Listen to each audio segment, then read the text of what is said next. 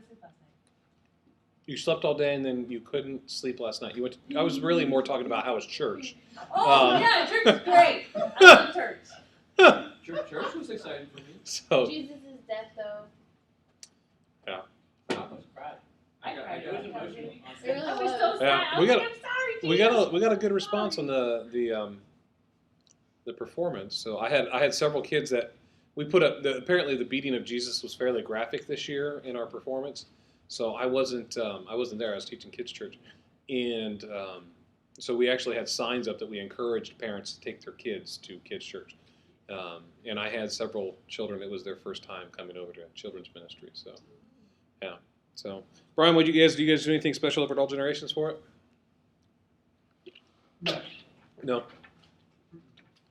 I mean, you always have a bump Sure. around this time. You always have a bump. Yeah.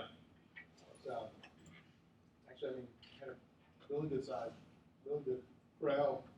But the message wasn't even When Palm Sunday. related. So. You know, that's the funny thing. Talking to Pastor Glenn, he, I mean, he's been a lead pastor now for like 25 years. So, twice a year, there's two sermons you're expected to give, the Christmas and the Easter. And he goes, after doing it 25 times, you kind of start looking for unique ways of doing it. So that becomes a little bit of a challenge of those things. So, did they stain the concrete over there? What'd they do? I saw they were working on. They dyed it. Okay, how'd it come out? Does it look good? What was it before? Painted. Oh wow. The paint, concrete breathes. Oh yeah, It has just moisture in it, so yeah, it backs off over a period of time. yeah. So okay, I bet you that looks nice. Mm-hmm. So Looks Yeah. really nice. Okay. Looks like marble, almost like marble. well, good. So, well, Zach, you were scheduled to do the devotion today. Are you ready to do it?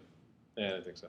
So we got the snow. We'll still chalk it up to snow. So. And it's all the snow. Yeah. Let's go ahead and open up with a word of prayer, and then we'll get into our conversation today. The handout that I've given you only covers a portion of the PowerPoint from today, because a portion of the PowerPoint from today is from last week. So if you have last week's PowerPoint, you'll have the notes. If not, you still have them. They're just not here. So let's go ahead and pray, and then we'll get started. Father, we thank you for this day. We praise you for the opportunity we have every day to worship you, to praise you, and we specifically pray for this coming Sunday, this Easter Sunday. There's so many folks that they know Christmas and Easter is when they go to church, and so we pray for divine appointments. We pray for open hearts and receptive spirits, that they would hear your word, they would meet your Son, and for churches all across Hampton Roads and across this country, around the world, let them celebrate the resurrection of your Son. And let it be a joyous occasion where we see our numbers of the kingdom of God just increase and multiply. Ultimately, that's why we do what we do. Leadership classes and ministry classes are so important, but the salvation of a new soul is ultimately what ministry is about. So we just pray that your kingdom would be glorified and that it would grow by leaps and bounds this year. We just praise you. We thank you in your precious name. Amen. Amen. All right, last week we talked about philosophy of ministry. You guys remember the breakdown? Not last week, I guess 2 weeks ago, but you guys can remember 2 weeks ago, right? Okay. No. Okay. Okay, well, thank you for your honesty of not being able to remember that far.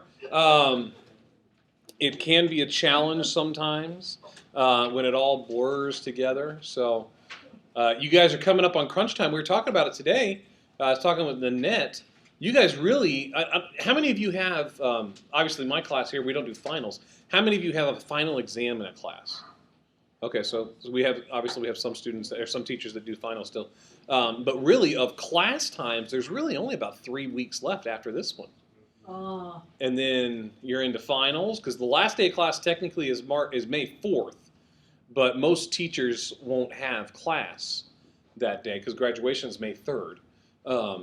So Some of my classes. you have on May 4th? I've got 2 classes. Yeah, this one will not meet on May 4th. So Okay, well. You say it will not? will not. No, the syllabus says the 20th, but really we're done the 13th for meeting. We're done tonight. No.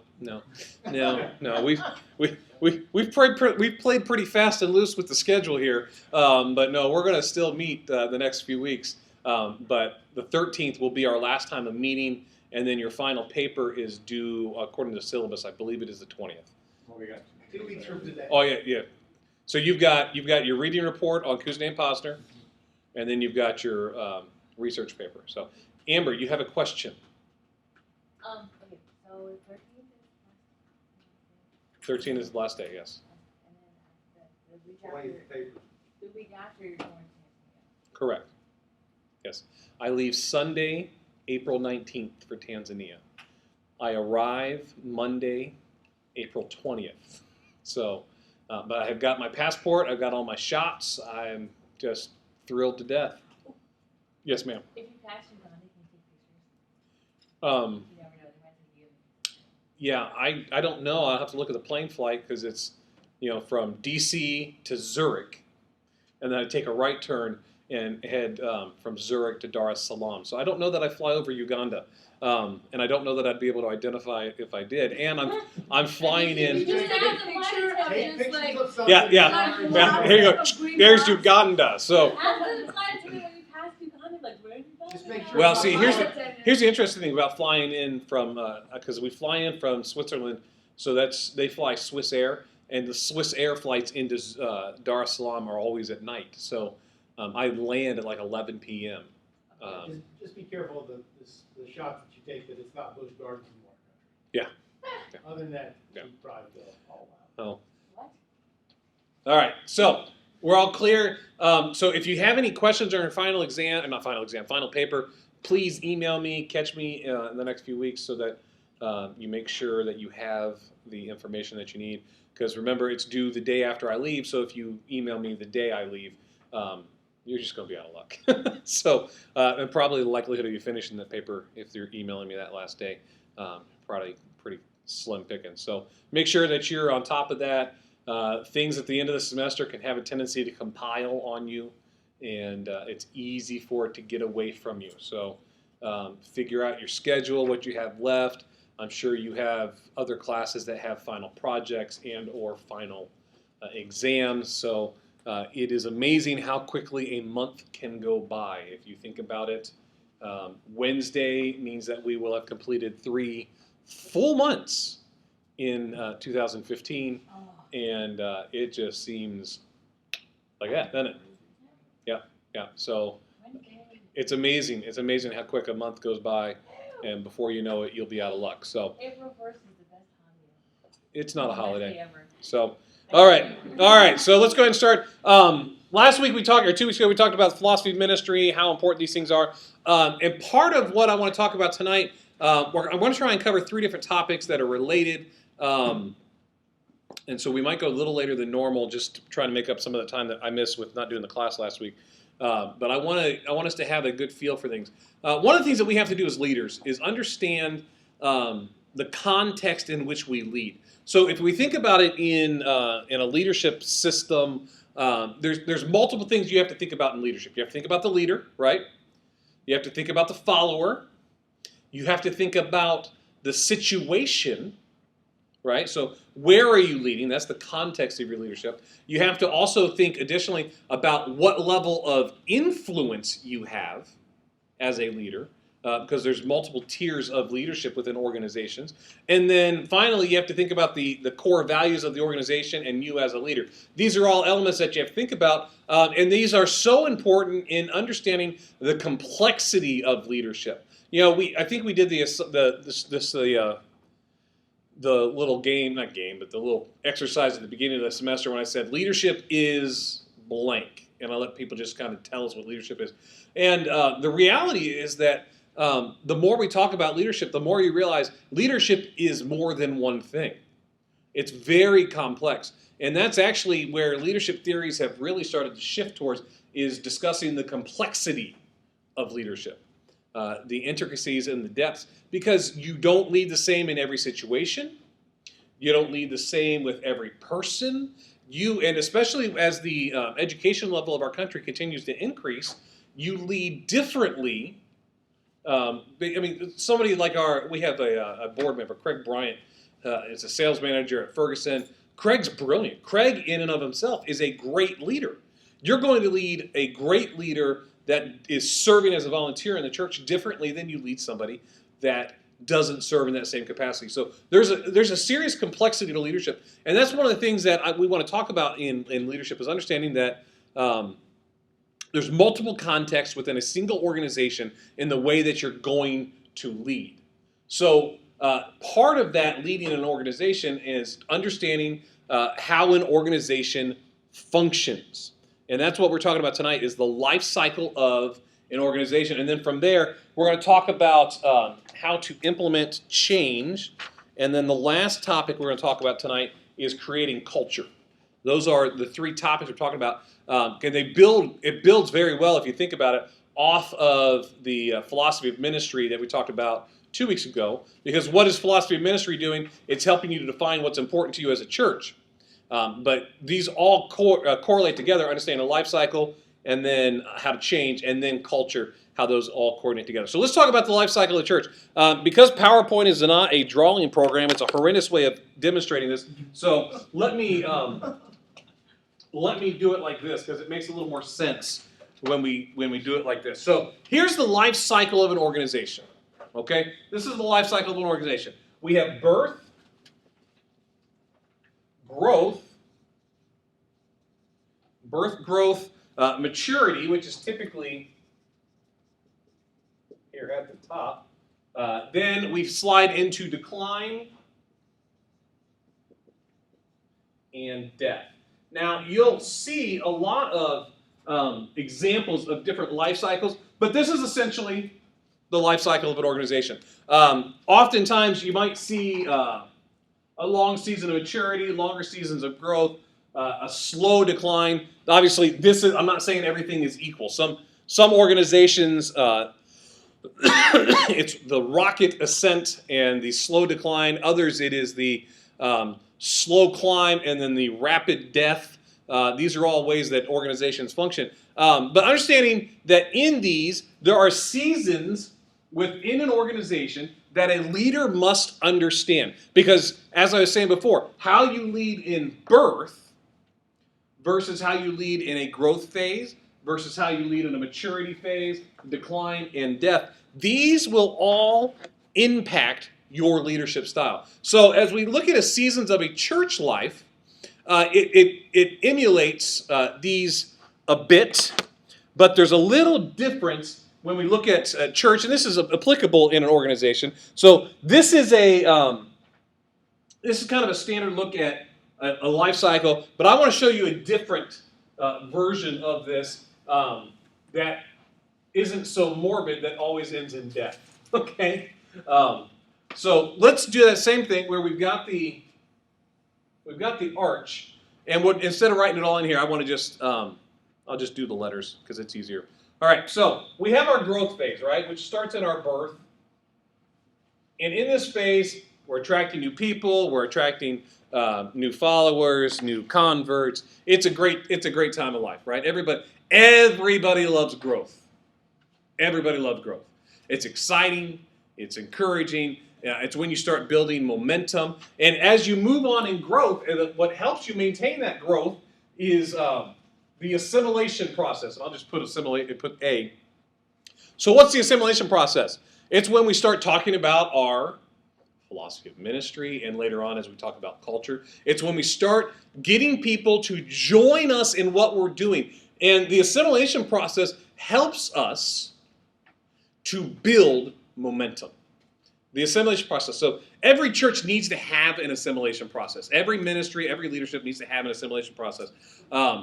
We talk about this in the church administration class, the assimilation process, but that's where a lot of churches fail. They do great at attracting, and they do nothing to retain. So talking about what we do here at Bethel, first-time guests, they turn in a card, they get a phone call the next day by one of the pastors, they get a letter from Pastor Glenn, they get a follow-up phone call later on in the week also. If they turn in a second-time card, they get another phone call, they get a different letter, they get emails, they get a text message saying thanks for coming, we appreciate you joining us.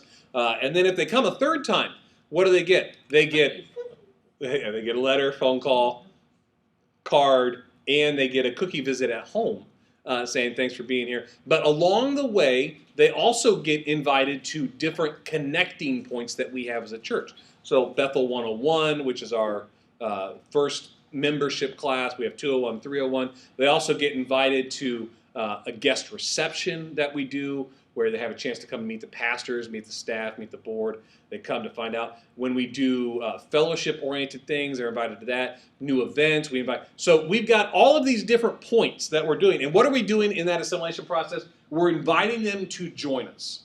So here's the challenge that any organization faces, is that when things are going good, they don't always continue to go good. Because a lot of people think that in ministry, it's about hitting the sweet spot and just keep on doing that same thing, keep on doing that same thing. And there's times when if you do something well and you do it consistently, you can do that. But if you always do the same thing, eventually I think what you're going to hit is a plateau. A plateau is where, and it's probably not that stark, honestly. I mean, most organizations don't take a right turn. But the plateau in an organization's life, what it indicates is that they have stopped doing new things. The growth has stalled. They're not necessarily in decline. It's not necessarily a death sentence.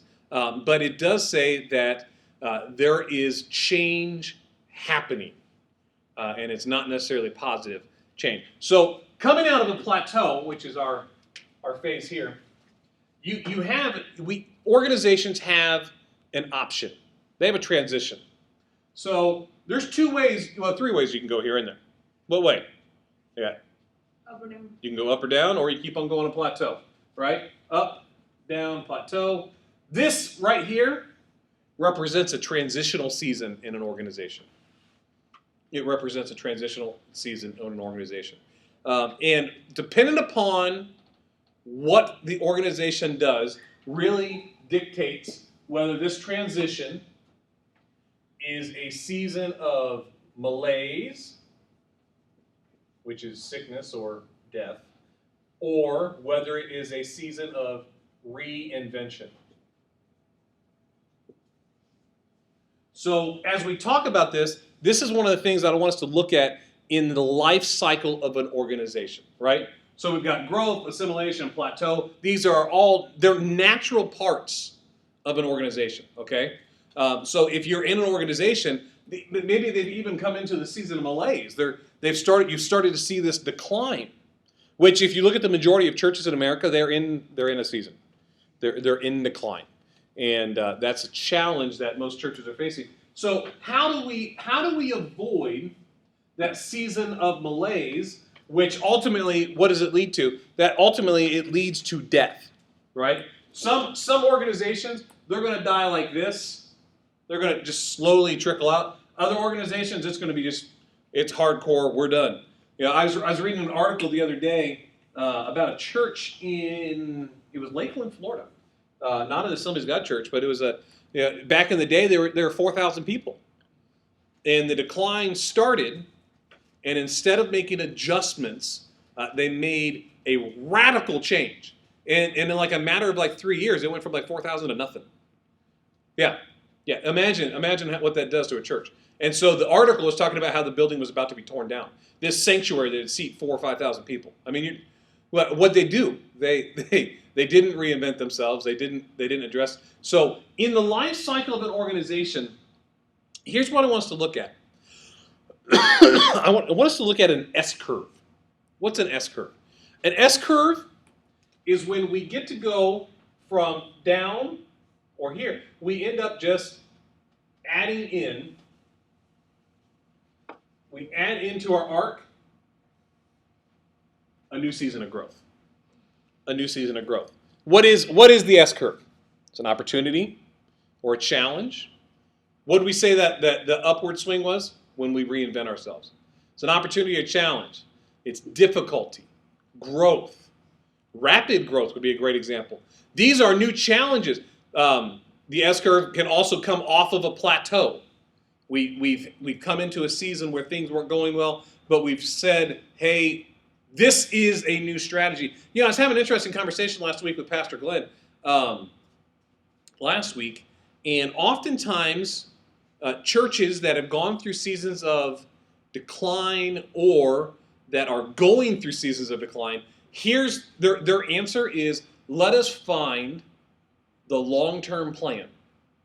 Let us set a strategy on what we're going to do in the next 20 years. And really, their issue isn't what they're going to do in the next 20 years. Their issue is what are they going to do this year? And it doesn't always behoove an organization to do long-term planning, especially when things aren't going well. You have to figure out what the challenge is now. You have to figure out what you're facing now and what could potentially launch you either up or down. What is it that's going to change the direction of your church? The challenge that a lot of leaders have is that they don't spend a significant amount of time in evaluation. They don't, and I'll just throw the rest of these things up here that go along with the S-curve. They don't spend a lot of time in evaluation. What they do is they just keep on doing what they're doing. They don't think through what their face is as an organization. And when you don't think through, that's when this transition doesn't move you up. But then the other side of that too is understanding that if you don't understand why you're being successful, if you don't understand what has created momentum in your organization, then you're one stupid decision away from killing it. If you don't understand how your organization is moving forward and why it's moving forward, then you don't know how to make sure you continue to do it. So this is why in the conversation about organizational life cycles, it's so important to understand one of the primary things that the leader does is evaluate where you are currently. If you don't evaluate where you're at currently, you have the potential of missing key indicators and key notes of where you're going, where you've been, and what is coming down the pike. We've all made those kind of mistakes. Sometimes they're smaller mistakes that don't impact us significantly. But when we fail to evaluate where we are in our personal life, where we are in our leadership place, what happens is the next step is often a surprise. And that happens in organizations. I think that's one of the biggest indicators of why so many organizations are dying. And I think that's one of the challenges that a lot of churches have, is that there's a whole lot of opinions as to why church today isn't being effective. And I don't know if there's a whole lot of answers as to why it actually is. There's a whole lot of opinions, a whole lot of guesses. I don't know if anybody's done a really great study of answering that question. And there's a lot of value in answering questions, but in order to ask that question, what do you have to be willing to do? Acknowledge that you don't know the answer. That's hard for leaders. And so, in a lot of ways, the Assemblies of God is in this season of growth as an organization. Last year, the last Treasurer's report or Secretary's report, we grew like 4%. When all other mainline denominations, they all saw decline. Now, if it wasn't for our ethnic districts, we wouldn't have seen any growth either. But we saw a 4% increase when other denominations were seeing significant decrease. Ed Stetzer had an article in February talking about the only two denominations currently growing were Church of God, Cleveland, Tennessee, and the Assemblies of God. And the unique indicator for both of them was that they are Pentecostal, Spirit-filled. And he's not. He's the president of Lifeway, which is a Baptist organization. And so he's a great guy. He's got great leadership material. I'd encourage you to learn and read stuff by Ed Stetzer. But he said one of the reasons that you see individuals growing in Pentecostal churches is because there's no such thing really as a nominal Pentecostal.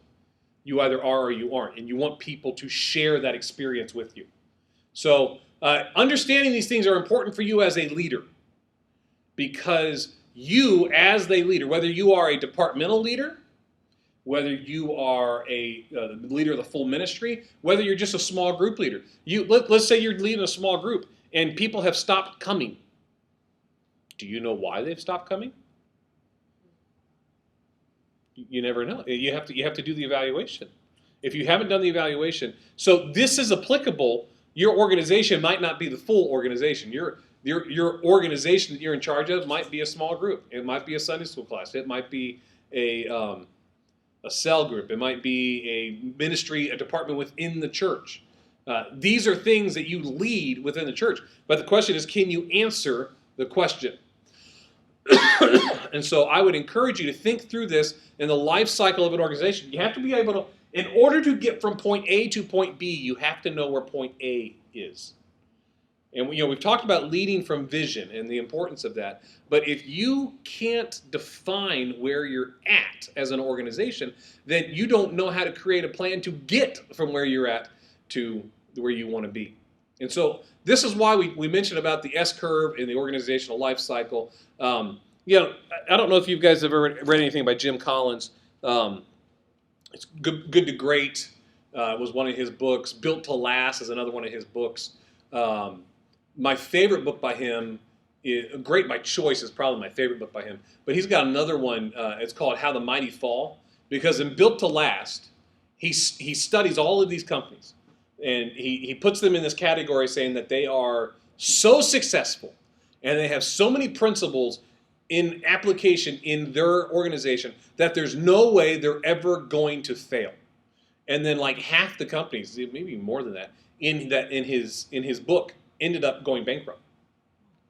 Yeah. So and so he created a new study which is trying to figure out why those companies failed.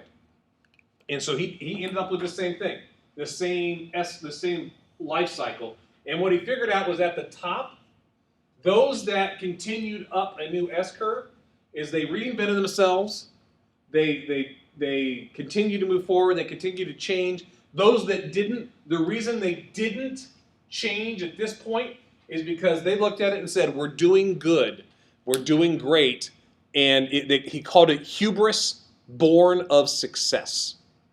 What's that? Pride. They basically said they're too big to fail.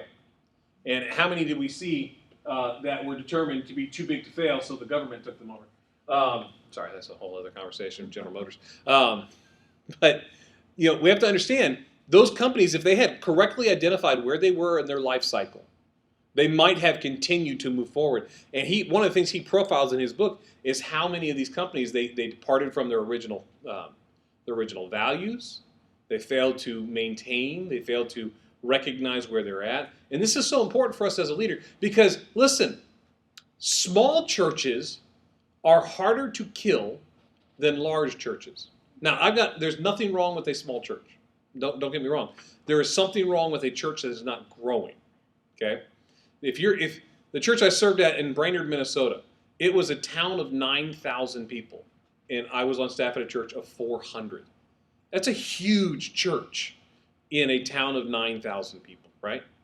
But even here in this community here, Bethel, we run 1,900 people. But the metropolitan area here, we're the 35th largest metropolitan area in the country. This area is larger than Nashville, if you take Hampton Roads as a whole. So in the overall scheme of things, proportionately, we're not as large as that church in Brainerd, Minnesota I was on staff at. But here's the thing. Small churches are harder to kill than large churches because small churches, typically you're down to 4, 5, 6 families. And they're going to stay there. They'll outlast the pastor. So I'm not worried about churches dying out completely. What I'm worried about is churches becoming ineffective. And most of the time they become ineffective because the leaders have failed to recognize where they are. And typically the decline, especially in churches, it's like it's a long decline. It's rarely that it's sharp unless it's some kind of moral failure or political issue. I think of my home church that I grew up under. My lead pastor, I loved him. He's a great man. My middle name is from him. My middle name is Alan. His name was Alan T. Ross. And when I was a kid, probably 18, 19 years old, he was. I guess that's not a kid anymore. The church is running 750 people. It's a good sized church. But he had been the senior pastor for 27 years at that point. And he kept on hinting at retiring. I think I'm going to retire. I think I'm going to retire. I think I'm going to. And so finally, the board told him after 7 years of him hinting that he might retire, we need you to give us, we're not telling you to go anywhere, but in that 7 years, the church had slid slowly from 750 to 700 to 650 to 600. So by the time he retired, 10 years after he started hinting that he was going to retire, the church was down to 500 people. Now, I mean, it's, if you think about it, that's a third of the congregation had left. And it was a slow trickle. Think of how long it takes for, 250 people to leave over 10 years. That's 25 people a year. You don't even notice 25 people, right? Until it's become 100. You're like, oh, wow. But you're 4 years down the line at that point. And you got new faces coming in, and they're missing the old people leaving out. So this is the challenge if you're not evaluating where you're at. So let me encourage you as we talk about that you need to be aware of it. And so as we talk about life cycles, and we're going to go through this next portion pretty fast, understand that life cycles connect very heavily to doubt within the organization. And I don't care what size of organization you lead, there is doubt within your organization. Okay? So let's talk about organizational doubt, and then we'll take a break here. So organizational life happens in cycles. We already covered that. Change produces tension, which no matter how beneficial or well managed, creates doubt in organizations. So I want you to understand this. This is almost one of those things you can take to the bank. Doubt is inevitable, and doubt exists whether it's expressed or not. It exists whether it's expressed or not. You can read whether people are doubting based upon how well they engage. How well are they willing to say, when you're the leader, when you say, hey, let's jump, if they say, whoa, hang on, let's talk about that. Yeah, there's doubt. There's doubt. And doubt is a natural part, because what are you doing? You're asking, especially if you're growing, you're asking them to do something they've never done before. So understand, it's almost like that scripture that says, in this life you will have trouble. In these organizations you will have doubt. So how do you surface doubt? Doubt is often surfaced by membership questioning the leadership. Yeah. Now, see, that's an interesting response. Now, don't take this wrong, but some people think you're not allowed to ask questions. Some leaders think that people aren't allowed to ask questions. Yeah. So absolutely. Some leaders can't take you asking. Absolutely. I had a pastor use the touch not God's anointed. I mean, we've talked about that. Oh, yeah. Yeah. Listen, you're not the anointed king of Israel. I can ask you questions. So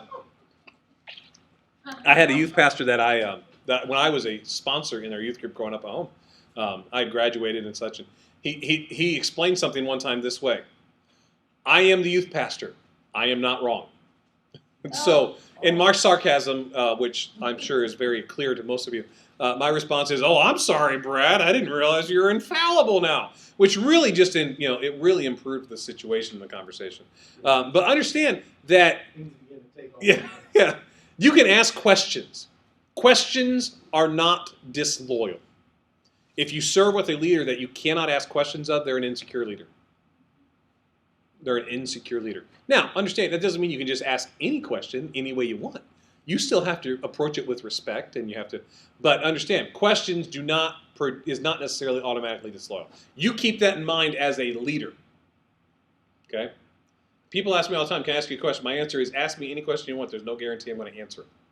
Because there are certain things that you answer cautiously, but then there's other things that you answer just completely. So understand that doubt is often surfaced by people asking questions. When leadership attempts to preserve the status quo, doubt persists. Conflict surfaces doubt, and we'll talk about conflict in a few weeks. Poor conflict resolution increases doubt. So if somebody asks a question in a business meeting, and your response is, that is not an appropriate kind of question here, I am not going to talk about that.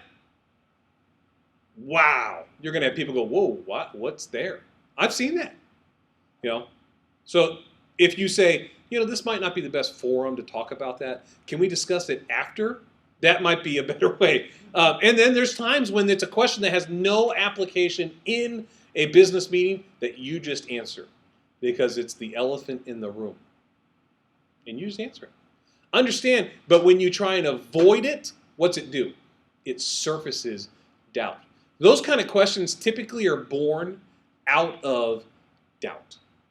And so when you refuse to answer them, it just increases it. So stages of doubt. I'm not going to do Hoover's change grid here, but understand there is a change grid that goes along with this. But really, we're looking at the kinds of doubt. There's doubt that is suspended, which basically says it's a wait and see kind of doubt.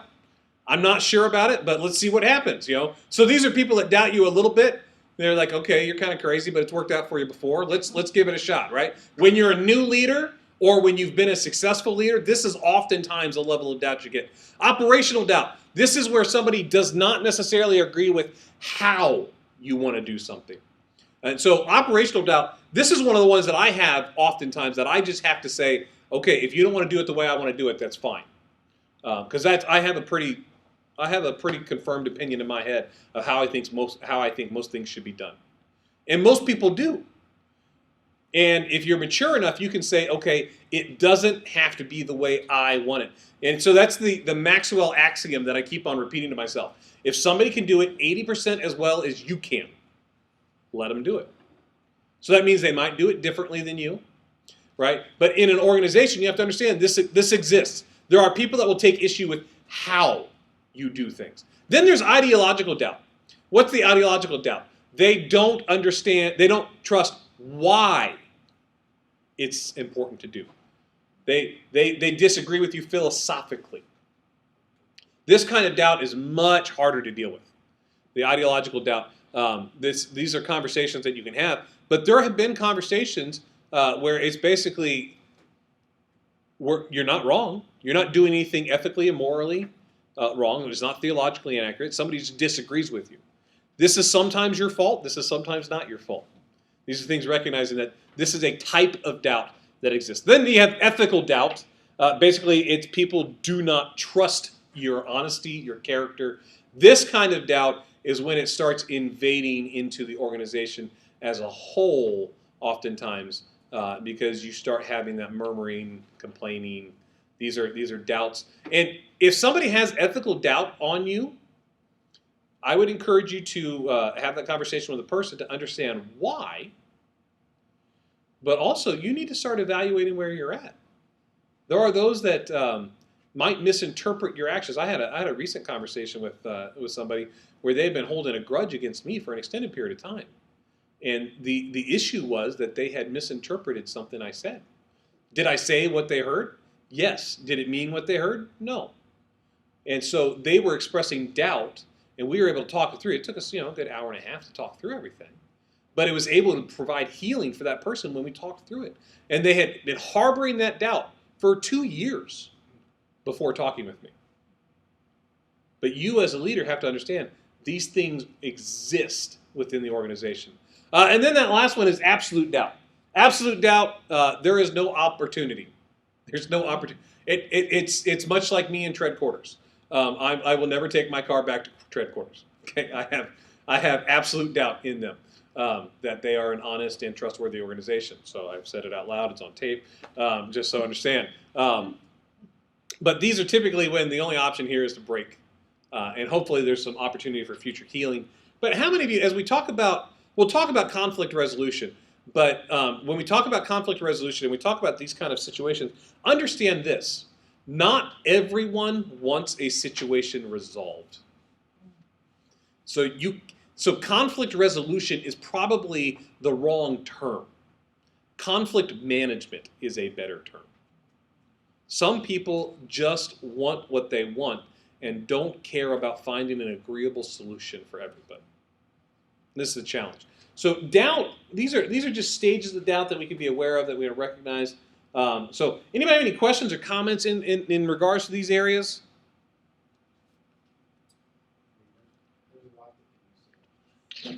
There is. And here's the other thing. Well, like I said, I should have taught on conflict resolution tonight because it goes on hand in hand in this. Most of the time, people will talk about what level of doubt they have, one level higher than they actually have it. So if somebody's talking about doubt that's suspended, they probably have some form of operational doubt with you. They probably, because and most of it's because people are trying to be polite, but they don't always talk about the issue at the level they're having. They, since we're since we're a step up from animals in God's scheme of things, we try and be civilized with each other. And so in that, sometimes we hide things and conceal things, right? Lies. Polite. So here's some thoughts about doubt, okay? Thoughts about doubt. Doubt is our ally instead of our enemy. Why? Because doubt alerts us to underlying organizational and individual issues and provides an opportunity for organizational growth. We can look at doubt as a bad thing, but doubt can tell us where we're failing. Leaders must receive information which helps them understand the doubt in their organization. Doubt must be dealt with at or below the level it surfaces. So that's what I'm saying. If somebody has organizational doubt or operational doubt, there might be a deeper level of ideological doubt. And we have to deal with that. So when alienation sets in, logical methods alone do not work to resolve it. When you get to that absolute doubt, you're not going to talk somebody out of it. You're going to have to either love them and demonstrate them out of it and show them that you are different, or it's just going to exist. So we already talked about this, but this is a quick summary as part of the life cycle in doubt. It says, operational, how will we get there? Ideological, where do we go? What is important to us is the ethical, absolute, who are we? These are all different aspects of those forms of doubt. So understand how doubt affects change. Change and doubt allow organizations to engage in a recreative process. So, when we get to this spot here, when we start into decline, this is when doubt really starts popping its head up, doesn't it? If you hit plateau or decline, people start. And so, if we figure out how to address this here, right, what do we get to do? We get that new S-curve that takes us up. Because what we've done is we've taken that doubt and we've used it as an evaluation tool to help us move forward. So the inclusion of people, stories, and circumstances into the process at the appropriate levels will develop joint vision, ownership, community, deep meaning, and motivation and commitment. This must first occur amongst the team, the leadership team, whether that's the pastoral staff, whether that's the team of elders or the board. But there has to be operational unity as an organization, which means that we all believe in the mission, we all believe in the leader, we all are working towards the same thing. Because when we don't, it's just like, it's trying to sit on a three-legged chair when not all the leadership team's on board. So the process allows the organization to build a sense of community experientially. So as we talk about that, community, again, this builds out of experience. What's community? Community arises from a sense of shared history and story, meaningful relationships, shared dreams and visions, commonly held values, commonly held goals. So let's say you're here as an organization. You're beginning to decline, and you don't know why you're declining. And so you have a meeting with people that have left recently. You've had a meeting with people that are talking about leaving. Depending upon the size of your organization, sometimes it's easier to pinpoint these folks. And before you know it, you're in those meetings, and you keep on hearing the same thing. Well, I just don't feel like anybody cares. I just feel like nobody knows me. I feel like I'm just here to give you money. You start hearing these things. What are you hearing? People want relationship. And this is just an easy example. Well, so how do you deal with that? Maybe this is the season. Oftentimes, people look at this when they're in decline, and they say, we have to shore up what we're doing and make sure that it's doing great, make sure it's doing better. This is the season right here when you apply the little axiom that Bill Hybels has, and you start evaluating. Does something need a funeral? Does it need a facelift? Does it need an overhaul? You start looking at things and say, in decline, it might be time to kill something. In decline, it might be time to start something new. Something, not someone. Okay, don't been killing someone. Okay, it might be time to move these things, because what do you do when this is one of the things I was talking. Pastor Glenn did a great church plant in Iowa, and one of the things that they experienced for those that were with them from the beginning is that they never had the same level of relationship and community with the new people as he was there for 15 years. They spent 7 years in a rented facility. It took them 7 years to break 200. They finally grew to 600 by the time he left. And they never, so the other people that came in, They never had that same, because they would, why? Because the people that had been there from the beginning, they had to share history and story. They would come to church every Sunday. They'd set up. They'd have church. They'd go to lunch together. They'd come back for evening service. Then they'd tear down after service. They did that for years. And you know what? That's okay. That the community needed to expand, and there were people that didn't have that same shared. So what you have to do as an organization, especially as it continues to grow, is that you have to create, here, we'll just do this. You have to create on-ramps. How do people become part of the story? How do people, and so this is the important thing of recognizing community and its role in suspending doubt. Because if we're going to suspend doubt, what we have to do is make sure that people participate. So actions, norms, expectations, and feelings are integrated.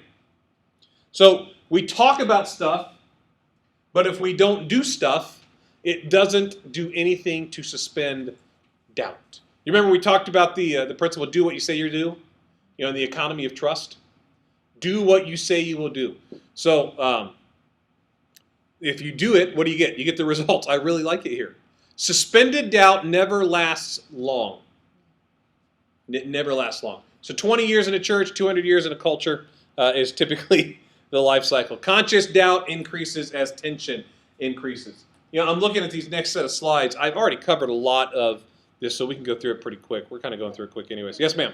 Could you go back to the one where it says 20 years in the church, 200 years? Also, like, Talking about the life cycle of suspended doubt. In the overall life cycle of a church, 20 years is a significant period of time. But understand that it can come and go in that season. And 200 years in a culture, once it gets ingrained in there, it is not easily dismissed. But again, the suspended doubt is the lowest level of doubt, so it has the least impact. It's still it's like the moderate for politicians. It's like, I'm not sure what they're going to do. Let's find out. So operational doubt, we talked about that, but I'll go ahead and cover it. Doubts about specific programs and procedures. Can't we improve this? People begin to deviate from norms in behavior, attendance, and productivity drop when this exists. Because people are like, why are we doing what we're doing? And you remember in the redemptive leadership model, the first one was competencies of what we do. The second one was principles of why we do it. Operational doubt starts dealing with that. Ideological doubt, members begin to question assumptions which underlie the system, which basically says, why are we doing what we're doing? Why is this important? So they start asking questions like, why are we giving so much money to missionaries around the world? Couldn't we use that here? That's an ideological doubt. Tension and questions begin to relate directly to fundamental beliefs. Is that really important? Is it really matter? Why do we have a Hispanic pastor? Why, these are ideological kind of doubts, right? Why are we doing this in the first place? And these are important questions that if we as a leader can't answer them effectively, this is just going to encourage further levels of doubt. So if somebody says, why do we have a clothing closet as a church, which Bethel has one, and if we say, well, because people need clothes, well, that's an answer, but people also need new cars, so why don't we just give those away? But we talk about meeting the needs of people, demonstrating. So if we can't answer the why, and where does that flow out of? The answer to these? That philosophy of ministry, doesn't it? It flows out of our worldview, our core values, our aims or our goals. These are all things that flow out. That's why those are so important. So the next level of doubt we talked about was ethical doubt.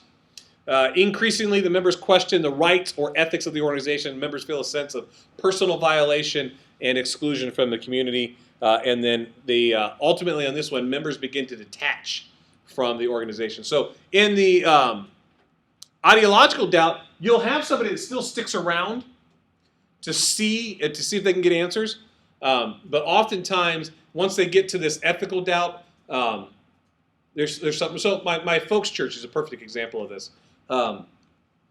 In January, a member went to the board and said, hey, the last 15 of 20 messages that pastors preached, I found them on the internet. Verbatim, word for word, what he said. And the board confronted it. And so they've recently asked that pastor to step down. He just stepped down about a month ago. But there was this lingering issue because the person that brought it to them had discussed it with a number of other individuals, inappropriately, in my opinion. But they found out that this was a systemic concern.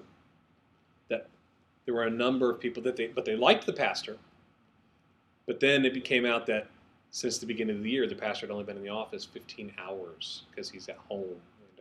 And so what they start questioning his integrity, his morality. This is when members, and so they started seeing people leave. And the church had already been in decline for the last 4 or 5 years. My folks started going there about 5 years ago, so it was 6 years ago. The church was running about 200, and currently they're running about 100. In the last 5 to 6 years, they've declined. And it's starting to accelerate. And it's really because of that ethical doubt. And then the last form of doubt that we talked about is that absolute doubt. When people physically, emotionally, or spiritually leave the organization, cynicism sets in, communication stops. Absolute doubt. There's very little recovery from this, barring God's healing. So let's take just a minute here to talk about the ways that we recover from doubt. Again, we're just giving you a quick overview here because I want you to understand how the organizational life cycle, philosophy of ministry, creating culture, managing change, all of these coordinate together. And these are leadership skills. These are leadership skills. So that's why there's a difference between this class and Leaders Foundation. Leaders Foundation, we're talking about the leader. And there's a difference between leader development and leadership skills development. And so this is talking about skills. So in stage 1, who are we, which is that organizational doubt, we form community by sharing stories, experiences, dreams. Our stories form the foundation of our values. This is how we recover from doubt. We start creating a shared experience. And then we start defining this question: what's important to us? And so what we're doing is that we're creating a funnel. Stage 1, we're moving it here, moving down, so that we have a much more focused organization. Because when we can remove barriers to people being a part of the organization, what we're doing is we're creating an opportunity for them to come along with us. Aubrey Malphurs and Bob Beal. Bob Beal has a book called Master Planning, and Aubrey Malphurs has a book called Advanced Strategic Planning. And one of the things that Malphurs talks about, which I appreciate so much, he's talking about in the life cycle of a church, when you come in as a new leader, your first role should be to help identify how God has uniquely designed that church. And then start building on the story there. That's how, as a strong leader, a healthy leader, you join what God's currently doing and you help it move forward. So as you do this, it's defining where do we want to go? And see, this is oftentimes we have the Moses edict, right? This is where we're going. And there's times for that in a church, don't get me wrong. But if we want to lead people, if we want people to go with us, what do we need? We need to be able to define where do we want to go.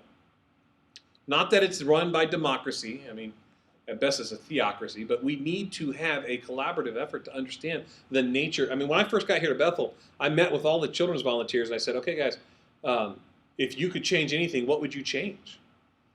What do you think we need to be focused on? And the consistent thing that they all wanted to change was our Wednesday night program, because it was pretty much non-existent.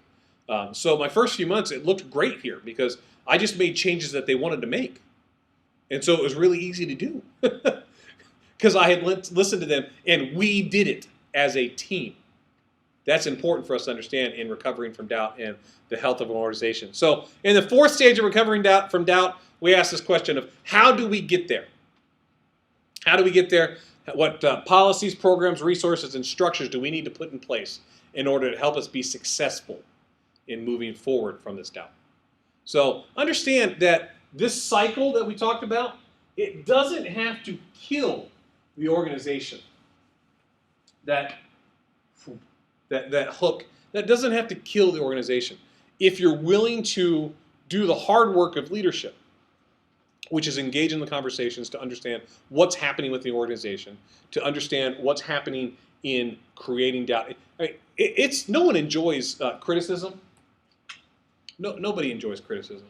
But imagine the value of sitting down with somebody that doesn't like what you're doing and understanding why. Is there a perception issue? Have you done something that you didn't realize you've done? Because it can't always be the other people. It's not always the other people. So understand as we look at organizational life cycles and philosophy of ministry, and what we'll talk about next is incorporating change. We will help to grow our organizations if we're willing to put steps into place to invite other people into the conversation. So, any questions about what we've covered here pretty quick? Yeah. I think it's kind of on my mind, and we are a church that's definitely growing. However, we've got all these ministries, and in my opinion, over half of them are not really growing. Sure. But in our culture, there appears, with the culture within the church, it's kind of like, oh, well, don't worry about the numbers. You know, if you only have, you know, this number, that's fine. And it just drives me crazy because, you know, again, a military background, it's like you said, you assess and reassess, you reevaluate, you're always looking at how you can make things better. And I don't think they get it that if you're not growing, there's a reason why you're not growing. Sure. If And you're not growing, there's a reason. Yeah. saying, well, it's okay. But the church as a whole is growing. Oh, yes. Yeah. Oh, yes. Yeah. But So now here's the question. Just guessing as for what your pastor's doing. The question is, are they just planning on outlasting those things that aren't growing? Because if it's not growing, so here's my favorite question a pastor ever asked me. I was having a disagreement with him, and he was clearly, we were on a different side of the issue, and he just looked at me. He goes, "Is this the hill you want to die on?" Dang. I said, "No, sir, it's not," and turned around, and walked away, and we were done. And oftentimes in leadership, we have to understand what fights we need to fight. And so, if it's a small group that's existed for 75 years, that's got 5 people in it, and they've all been in it all 75 years, and they're about to pass away, what benefit does it come to kill it? Let it happen naturally. And so there's that element of leadership too. And so this is the challenge of the type A personality, which is let's go smush it. But that doesn't always benefit us as a whole, because not every fight that needs to be fought has to be fought by you. And not every fight that we think needs to be fought has to actually be fought. So there is the deeper side of things sometimes where we can, it's the conversation I was having today with somebody on the phone. I just told him, I said, listen, I don't want to create more trouble than my trouble's creating me. So, if we're not talking, if it's not affecting the health of the church, and if it's not affecting the culture of the church, you got to really evaluate whether the amount of effort it's going to take to squish it is worth it. So that's another perspective to look at for, because it is. I agree, healthy things grow. Yeah. So I'm not saying that those are healthy things, but what I'm saying is it might not be worth the political fallout from killing it. It might hurt culturally. There are certain things that there's deeper issues beyond just it's not growing. So that's a thought. So any other questions? Let's talk about change in the context of what we talked about organizational doubt. Remember, one of the things we said, that change will always produce doubt. Because some people say that they're okay with change, but the reality is most people are okay with change that they initiate. They're not okay with change that they're not initiating for the most part. Because change can be uncomfortable. To get a new routine, to get a new system, a new style, a new structure. That's oftentimes why somebody will leave a church when they get a new pastor, because the pastor is doing something different than what they have been used to doing. And it's not necessarily that the new pastor's wrong. It's just the new pastor's different. And so some people do well with change and they're ready for it. And then other people, they want something similar. And so change is a hard thing. And reality is that most people don't do change well. Most leaders don't do change well. They don't spend enough time communicating the importance of it, what's going to happen. Too many leaders try and lead change from the position of, I'm in charge, just trust me. And you can get away with that if you've been the leader for a long time and you've got a lot of trust. I think I described it this way. I know I've described it this way. I just don't remember it with this class or not. Dr. Wayne Lee, who created a church model, which called the church life model, he talks about it in this way. Every decision costs you chips. Every decision costs you chips. So you earn chips by making good decisions, by building trust, by building relationships, but every decision costs you chips. The question is whether you have enough chips in the bank for the decision you're about to make. I do not. Correct. You do not have enough. Yeah. So, but most leaders don't understand that. They want to make a major. So I think of a church in San Diego. New pastor came in, followed the senior pastor of 33 years. A guy named Richard Dresselhaus was the former senior pastor. Dresselhaus was there 33 years. Dresselhaus is back as the interim pastor at that church, 13 years after he retired. So he retired. The church was running about 1,300. And the guy that followed him decided, I'm going to make major changes. But it'll be okay because I'll still keep the first service as our traditional service. And he didn't spend sufficient time in building up chips. And so he took that church from about 1,300, and in 4 years, he grew that sucker down to about 8. So, and then the new pastor came in after him, was there for about 6 years, 7 years. Let's see, no, Hudnall had to be there about 6 years. New guy was there 6 years. Dresselhaus had been there about 8 months now. And the other guy said, okay, well, since all of the change was bad that we had done before, what are we going to do? Let's do no change. And he grew that sucker from about 800 down to about 4. So 13 years after Richard Dresselhaus retired of the church running well over 1,000 people, they're running 400 people, and Dresselhaus is back as the interim pastor. So, yeah. It makes me sad for him, too. I actually told him, when I was in San Diego, that's why I know he's the interim, because I went to service there on that Wednesday night, and I just told him, I said, it breaks my heart to see where the church is at and where you're back. So the people that are there, though, they're happy as a pig in slop, because Dresselhaus is back, right? So, what can we know? Change is hard. Change is hard. So there's two kinds of change predominantly that we're going to talk about. Technical change, where we're changing a program, we're changing a ministry type, or we're making a change to how we do something.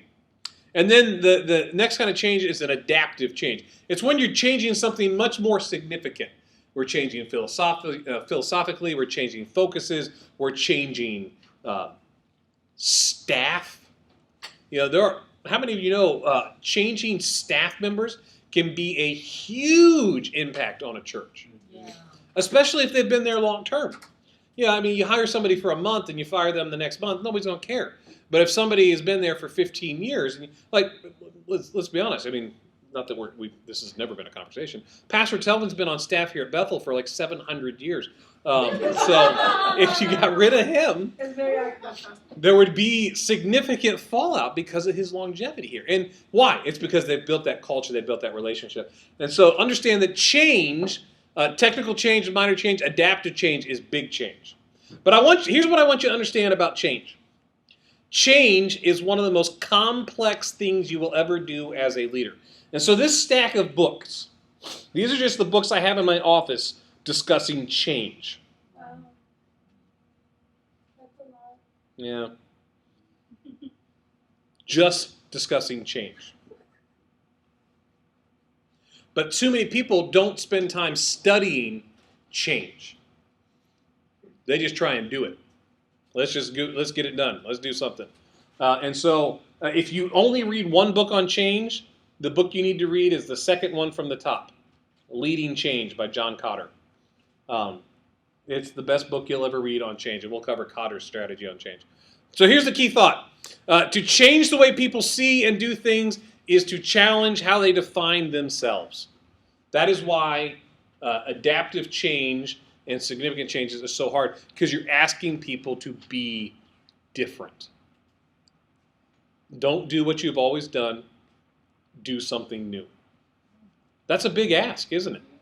That's a big ask. So creating positive change, we already talked about it, but adaptive change, it challenges people's habits, beliefs, and values. It asks them to take a loss.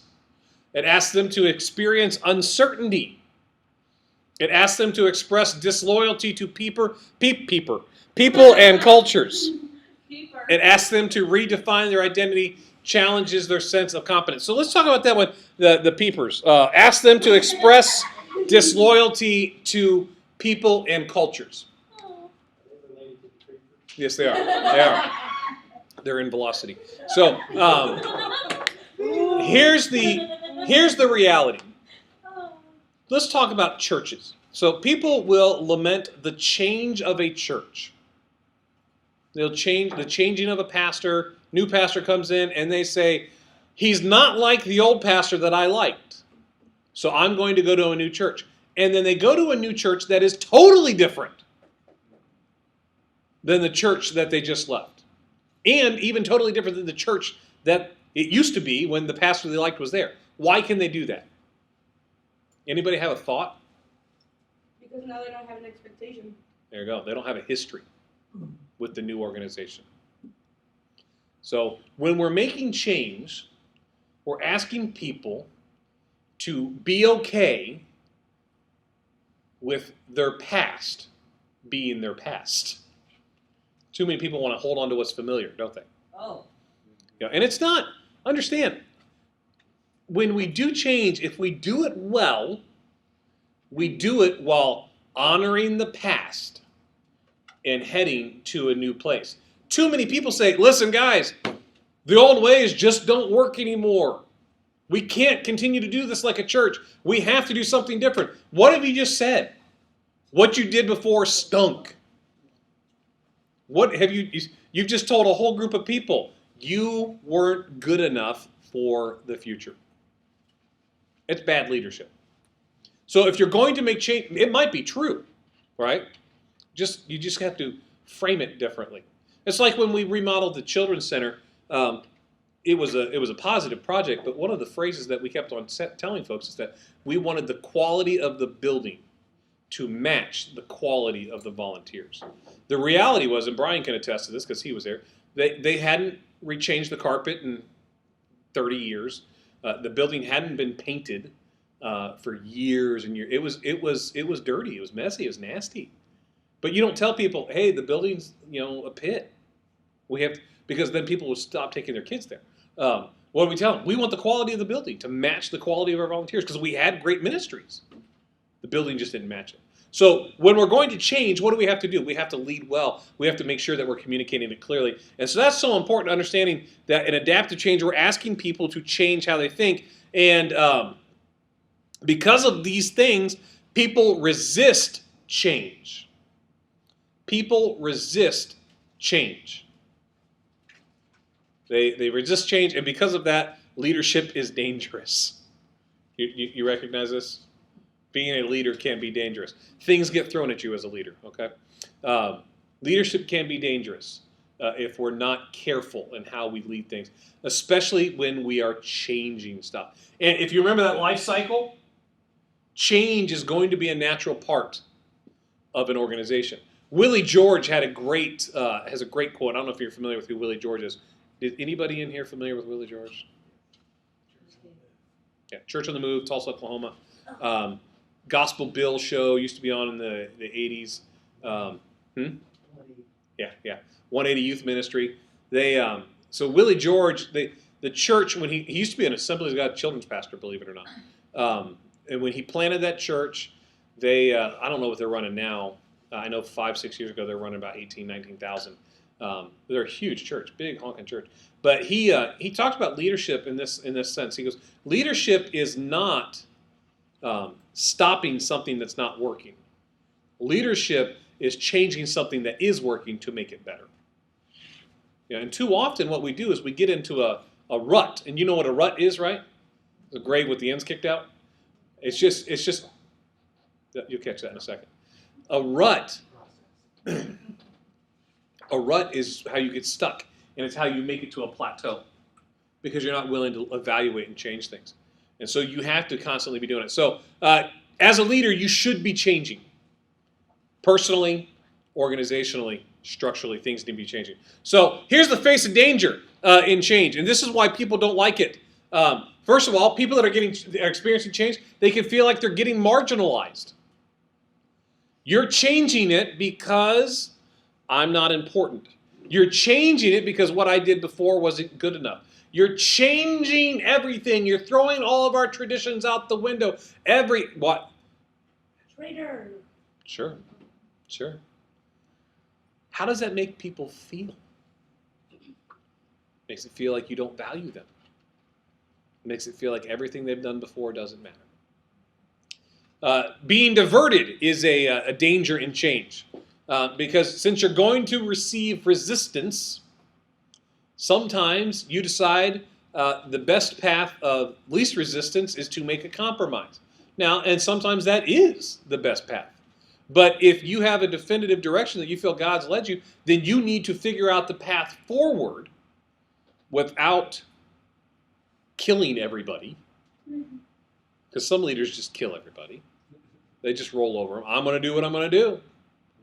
It is what it is. If you don't like it, come along. You okay over there? That would just be me.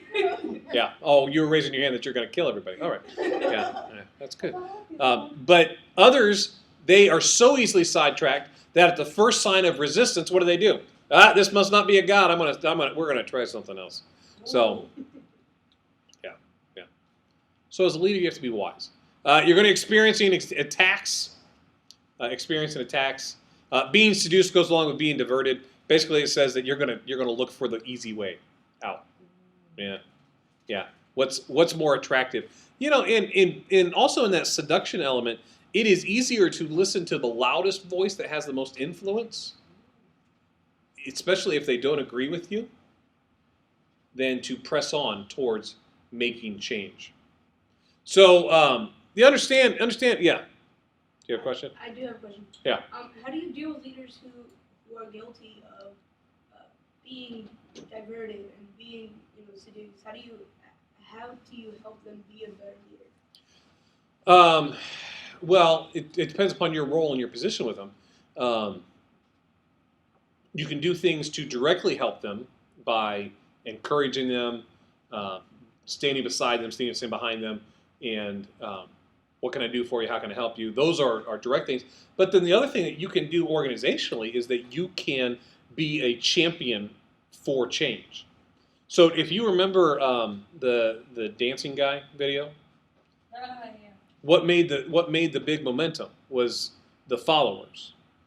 So if you are following somebody, and again, it's like Shirley's question of what about these things that aren't growing. We have to make sure that we understand the fullness of the situation, because sometimes while being diverted seems, and like I said, is one of the dangers, seems a negative. Postponing isn't always giving up. There are times, and so if you've got a driving personality, which I've got that mindset. No change is quick enough for me. Okay, I want it now. I want to do things. So like when I first got here, we implemented 5 new curriculums in 6 weeks, which I don't recommend that to anybody, because that's a massive amount we changed everything. We changed what we did on Sunday mornings. We changed what we did on Wednesday nights. We changed what we did in nursery, preschool. We changed everything. That was a huge amount of change, but I don't recommend doing that. But if we if we aren't wise in how we implement change. So sometimes it looks like things are being diverted. Now, if you talk an experience with somebody that you know where they just give up at the drop of a hat, they might need some encouragement of, we can do this. You can do this. We can. And there's been seasons in leadership where me and the staff with other churches I've been at, where we've had to encourage the pastor of, this is the direction that we've talked about. This is the direction, and just help to weather that storm. So, I think it's really situational independence, but there's multiple ways you can do it, whether it's direct with them one-on-one or whether it's you throughout the organization. So, since I am one church I was on staff at in California, my pastor was very strategic in thinking, but very non-confrontational in conversation. So when we had people that had doubt, this was just the understanding he and I had. I said, listen, I am more than happy to have those conversations. It was not like get the heck out of here kind of conversations. Although I did get to fire a sound guy that was volunteer for 42 years. So yeah, that was a fun conversation. But my role in helping him implement change was I was the one that was taking shots because he needed somebody to do that. So, and from that he was able to go further. And so Moses had his support, right? We can be a support. So that's one of the ways that we can do it. So, and that's the challenge that we can think of, that leadership we have to be alone, and I don't even think that's biblical. No, I don't think that's a biblical view of leadership. So, the goal in change and conversations is, the goal is to shut down those who exercise leadership in order to preserve the status quo. You know what the status quo looks like? It looks a lot like a flat line. What's the worst words in church? Yeah, change. Yeah. We've never done it this way before. Oh man, it's funny. One of the complaints that we got at a business meeting a few years ago, it was hilarious. It cracked me up. They said we didn't do communion often enough. It came up in a business meeting. So we had that conversation. We got to thinking about it, and so we started offering communion between services every week in the atrium. If you want to come have communion, great. And then, as part of a sermon series, we did communion every Sunday for like 6 weeks. And you know what happened? We got complaints that we were doing communion too often.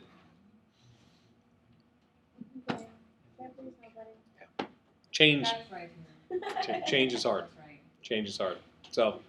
So in creating positive change, we as a leader, we have to recognize a couple of requirements that we need to have. Reverence for the pain of change. Reverence for the pain of change. We have to understand that change is going to be difficult. And it's going to hurt. It's going to hurt us. It's going to hurt individuals in the organization. It's going to hurt history. It's gonna be difficult. Especially when I'm not talking about painting a wall, right? I'm talking about you decided that you're no longer going to do Royal Rangers on Wednesday nights. That's a big deal, isn't it? That's a big deal. You decided that it's time to have all of the volunteers serve every week instead of once a month. That's a big change, right?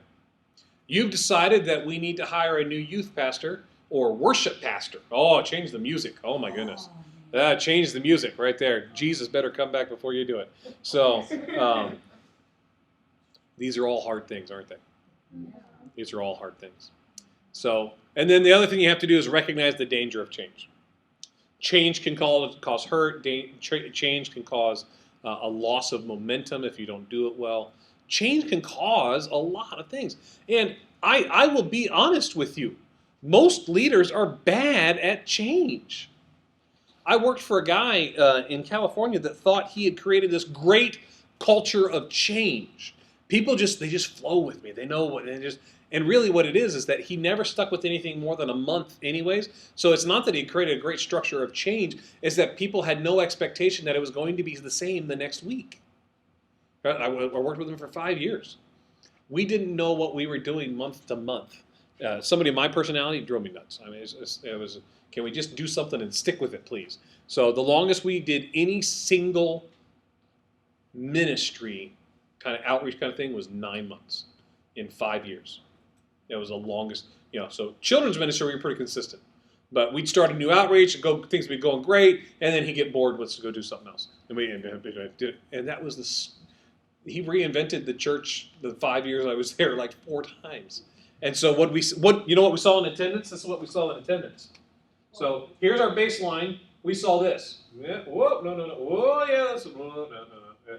This was the history of attendance at that church in the 5 years I was there. When I got there, it was running about 125. We made it all the way up to 350, and by the time I left, it was back down to 140 in 5 years. And he's still there. he's still there. They still love him, the people that are there. He gets new ones all the time.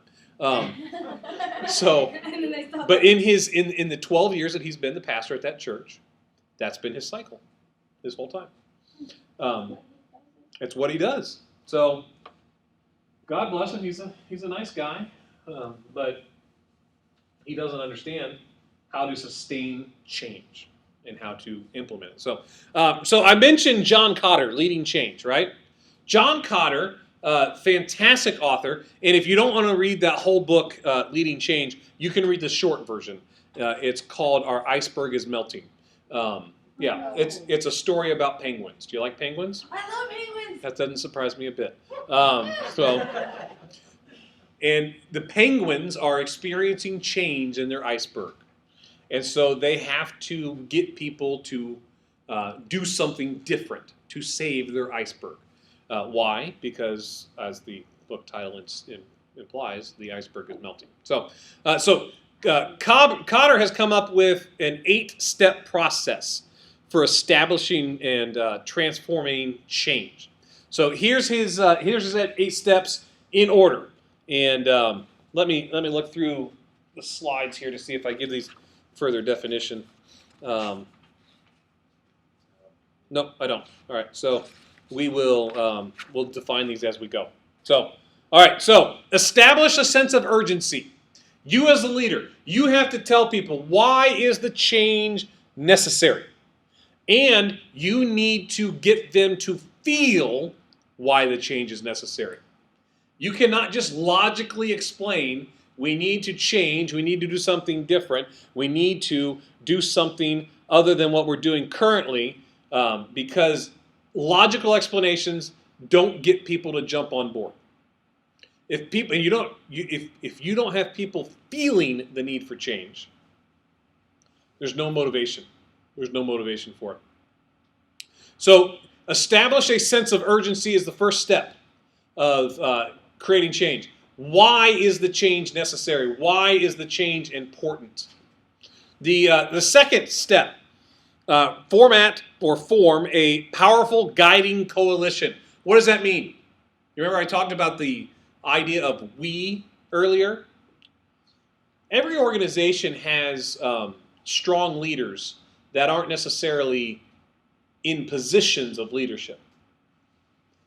And if you can get let's use the term power brokers, if you can get those that have relationships, get those that have influence in the organization to come alongside and to help determine how the change should be communicated, how the change should be implemented, how the change should move forward, you have a much better opportunity to influence the organization as a whole. So when we talk about establishing a sense of urgency, you're not going to get let's say you're the pastor at a church of 150 people. You're never going to get all 150 people to join you in implementing the change. They're not all going to say the change is necessary. But if you can get a strong coalition of 10 to 15 people, like we were talking about, Andrea, where you help encourage your pastor or your leader, whoever you're referring to, if you can get a good coalition of folks to help be the champions of change, that have influence in the community, that have influence in the organization, that have the ability to impact those around them, you have a better opportunity to let change permeate the organization. So then the next step after you get that guiding coalition is that you create a vision. And this is where a lot of leaders fail because they want to create the vision themselves. But what was the second step? Get a guiding coalition. So that means that you're going to have to get a team of people to work together to help define vision. Help to clarify vision. That's a hard leadership task, isn't it? Because everyone has an opinion. Everyone has an opinion. But I am firmly entrenched in the thought that the collaborative efforts of the organization help in the long term over a single leader dictating what happens. So when we went to the new curriculum that we're using in children's ministry, I used this right here, establish sense of urgency. I use this process. And so we're 2 years into using the curriculum that we're using. But I took 9 months before we implemented it to meet with people, to establish why we needed this. I developed a team of people that helped to talk to other volunteers. It was a process.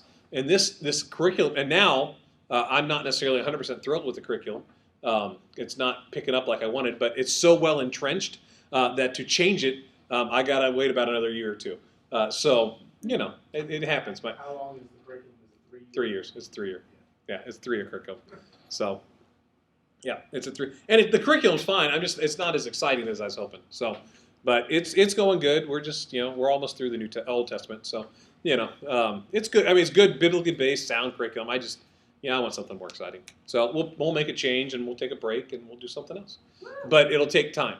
It'll take time. And I have to recognize that. So you create a vision, and then the next thing you do, communicate the vision.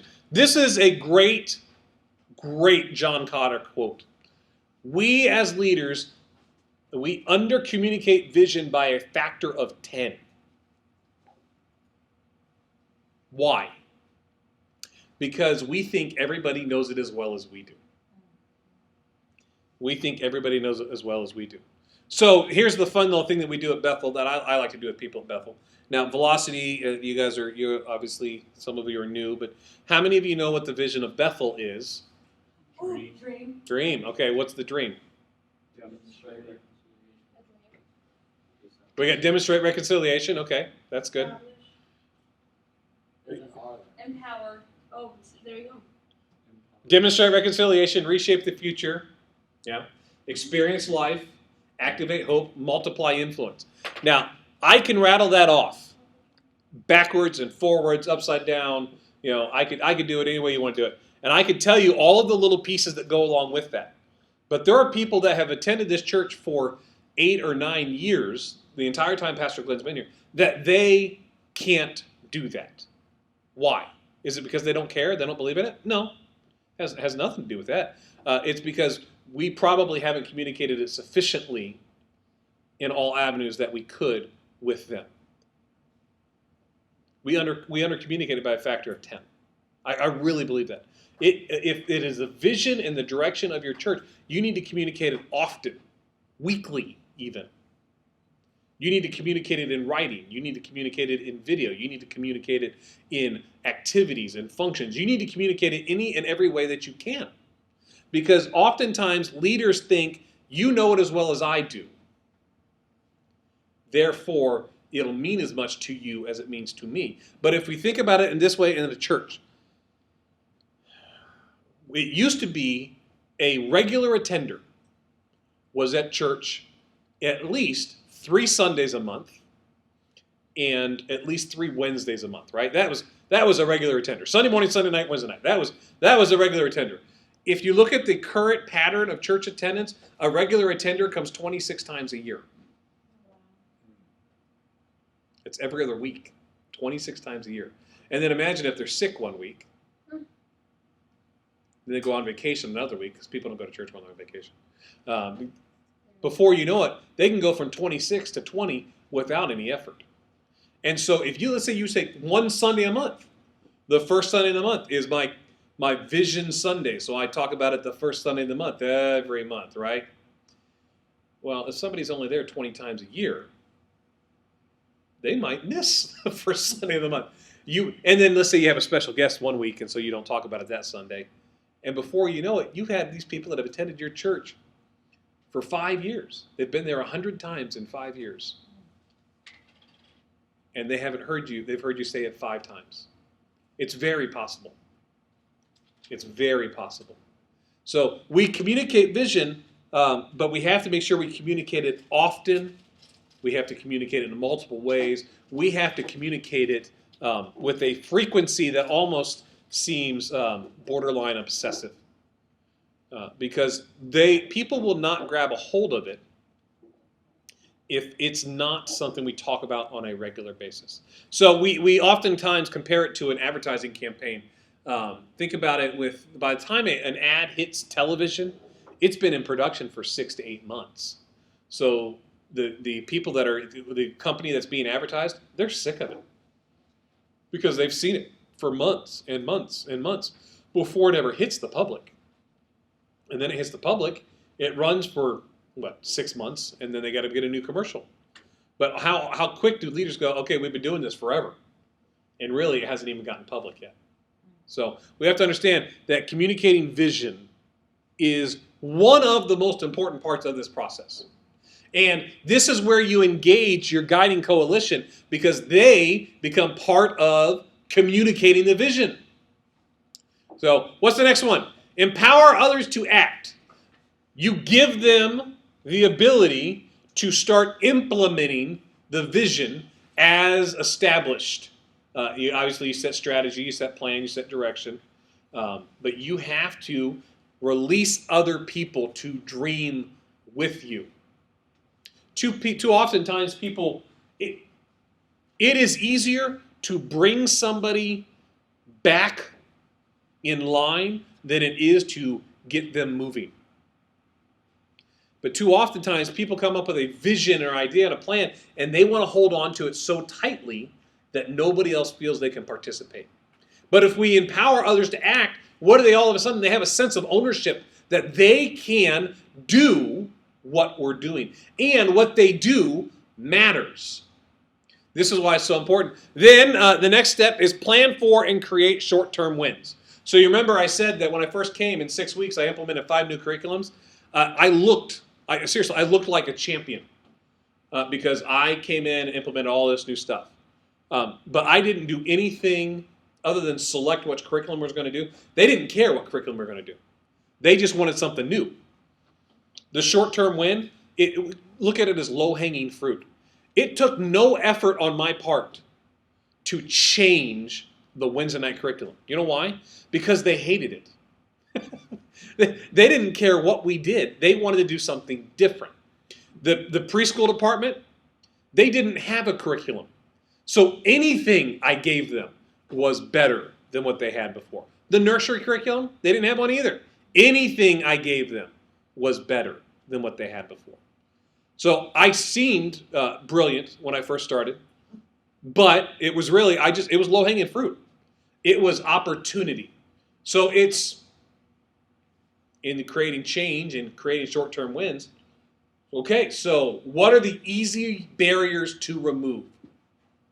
What are the easy short-term successes? Those are the questions that we ask. The things that are big change, those take longer. Those you have to work on. Those you have to get up to. You have to ease people into that idea. Like if you're going to knock down a wall that hasn't been knocked down before, you might have to rethink that one a little bit. Give it some time.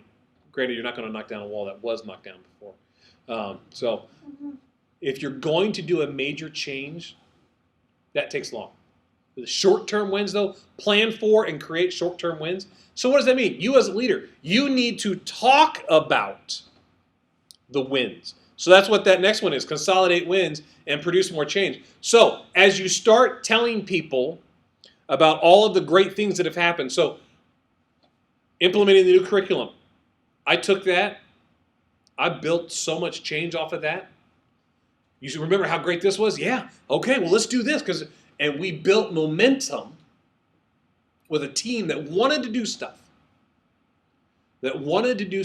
Because we had been successful. And when you're consolidating wins, what it says to people is that we're doing something right. And everyone wants to be a part of a winning team. That's why no one really wants to root for the Bengals, because they're not a winning team. I'm a Bengals fan. I'm sorry. It's just why no one wants to root for Michigan. Yeah.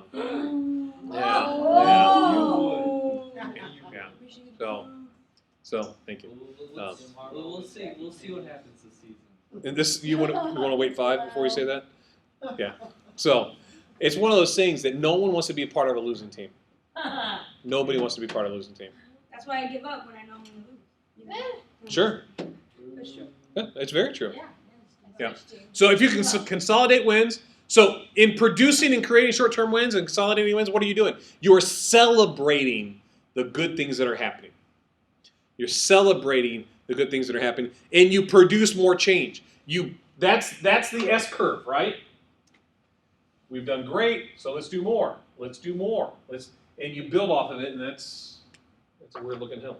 So as you produce more and more change, because you've been successful, people want to participate in that. So, what's the last part? The 8th step, and this is where so many people fail, is institutionalize new approaches. Or, there's a better phrasing actually, anchor change into culture. Anchor change into culture. Why is that so important? Because organizations all have drift. Everybody has drift. What's drift? They want to go back to what's normal, what's comfortable, what's easiest. It's the comfortable pair of shoes that your wife wants you to throw out because they stink and they have a hole in the toe. But you like wearing them because they're comfortable. That's what organizations experience. And the reality is, this is when you anchor change into culture, what you're doing is you're constantly reminding people, this is why we're doing what we're doing. This is how far we've come. This is where it's gone. This is how we've been successful. This is how we're moving forward. And if we don't constantly remind them, it's much like communicating vision, what's going to happen? People are going to go back to, oh, I forgot why we were doing it that way. So this is one of the things I've had to communicate with folks on a regular basis with this. Remember, this is why this is important. This is why this matters. This is what this is important for. This is what this does for us. This is how we say it, and this is why we say it that way. Why? Because people naturally gravitate towards what is easiest for them. And what is easiest for them? What they've always done. So we're going to have to anchor change into culture, which means oftentimes you have to change culture. You have to change culture. And that takes effort. And we're going to talk about culture here in a little bit. But understand that we anchor these things into the culture so that we can continue to build on new kinds of change. So that we can build on further moving greater into the direction that God wants us to go, the organization needs to go. But remember, I can give you these 8 steps. It's not easy. It's not easy. I changed a curriculum so here's the thing. The curriculum I changed was one that I had implemented. That I had said was important that we needed to do. And so when I changed that curriculum, that's why I said I have to wait another year and a half before I change the new curriculum. And I already threw out a test balloon about 2 months ago, asking how people liked it, what we're doing right now. And I got mixed response. But it's starting to signal. And what I'll do next is I will, a couple more months, I'll throw out some curriculum I'm looking at, and we'll ease people into that idea, because now I will be making the second change to a change that I made. So I have to convince people that my first reasons for change were good, but this is better. But that means I'm going to have to build and work. And so I give you these 8 steps, which sounds relatively, I just got to communicate, it takes time. And understand, the more substantial the change, the longer the process. The longer the process. You're going to paint a wall, don't do what the children's pastor at my home church did, which is he painted over the hand-painted murals from Brother Leinecker without telling anybody. He just went in with a can of white paint and rolled over one. And as soon as the janitorial staff saw him do that to one, he ended up in a board meeting and it was that close to being fired. So unless it's that wall, don't paint that wall. Okay? Yeah. That wall. Semi-funny story. Church I was at for 4 years. There was a particular room at the church that was a bookstore. And so after I'd been there for a little while, I just noticed that nobody hardly ever went into the bookstore. And it was named a certain name. Finally, I asked one day, what's the deal with the bookstore? I mean, what's the purpose? What's it here for? Do people actually ever use it? How much money did went through the bookstore last Right. year? Come to find out, the previous year, like $27 worth of sales. Awesome. Year before that, and a little bit more, but last 6-8 years, I think the most sales that have gone through there was like $90. And so, yeah, they were wanting to do some things, but they were afraid to do it because that bookstore had always been there. Sure. And then the name of it was actually after, it was the last name of the person that had given the church the property to build the church. Yeah. So they didn't want to do anything with it. But at the same time, they wanted something different out in the lobby. They wanted to open things up. So I said, well, why don't we just get rid of the bookstore? And they're like, Yeah. we can't do that. Yeah. I was like, well, why can't we do that? They said, you don't understand. The person who gave us the property, the bookstore is named after. I was like, well, have you ever talked to them to find out? Would it be okay to do something different? They're like, oh no, we don't want to do that because they're very humble people. Da da da. So they said, well, Brian, if you think you can do something with it, you go for it. Within a week or so, I went to the couple and I said, what do y'all think about the bookstore? And they're like, well, can you do us a favor? Can you please remove our last name off of it? They're like, we hate that. It always puts us in a corner. People know who we are and then Right. they recognize our name, and then we always get asked for it. But we would just prefer y'all please to at least rename it to something else. Yeah. And so within a small conversation, they thought that changing that room and doing something with it was the best plan, and then they actually gave money to make the changes. So everything was paid for. You probably had more people offended for them than they would ever have actually been offended. Yeah.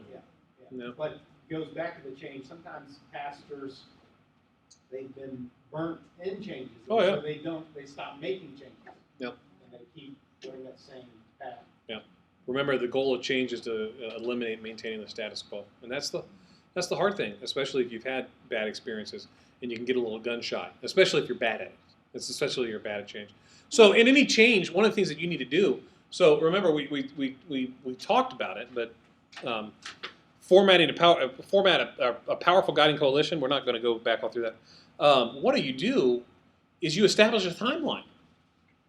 Establish a timeline for change. I have a pretty comfortable. I'm pretty comfortable discussing change. It's what I wrote my master's thesis on, and that's why I could lay it out for you pretty well. That's why I created a 9-month plan for implementing change, because I understood where I wanted to go, what I needed to do, that process. And most leaders don't want to think through the process, because there is nothing exciting about thinking through process. There's nothing exciting about thinking through process, but the end results is what we're shooting for. And so if we want change to be lasting, if we want change to be enduring, then we want to make sure that we do everything we can to get change entrenched in our culture. So why change fails, and we've talked about it a little bit, but we can go ahead and reinforce it here. Not enough urgency. Not enough urgency. We haven't created the case for it sufficiently. Not enough power in the guiding coalition. We avoided the people that we thought might say no, but had big influence. Lacking of vision, under-communicating. Vision, one of the books that was in that picture is it's called Taking People With You. It's a great book by the CEO of Yum brand. It's one of those things that if we communicate vision with passion and energy and vitality, people want to be a part of that. Again, going back to the building project at the Children's Center, if we had said, hey, we just want to clean the building up, we just need, no. It's part of our Reshape the Future. Reshape the Future was the name of the campaign.